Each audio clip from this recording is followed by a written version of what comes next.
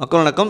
தமிழகத்தில் திமுக ஆட்சிக்கு வந்த பின் கொலைகள் சர்வசாதாரணமாக இருக்கின்றன. சட்டம் ஒழுங்கு இந்த நேரடி கட்டுப்பாட்டில் இருக்கும் என்று உறுதியளித்த முதல்வர் ஸ்டாலின் இதுகுறித்து எந்த நடவடிக்கையும் எடுத்ததாக தெரியவில்லை. மாறாக அமைச்சர்கள் கொலைகள் நடக்கத்தான் செய்யும் என்ற ரீதியில் பேசுவது கண்டிக்கத்தக்கது. ஒரு தேசிய கட்சியின் மாநில தலைவர் துவங்கி திமுக கூட்டணி கட்சி தலைவர்கள், வழக்கறிஞர்கள், பொதுமக்கள் என யார் உயிர்க்கும் உத்தரவாதம் இல்லாத நிலை தமிழகத்தில் நீடிப்பது அச்சத்துக்குரியது.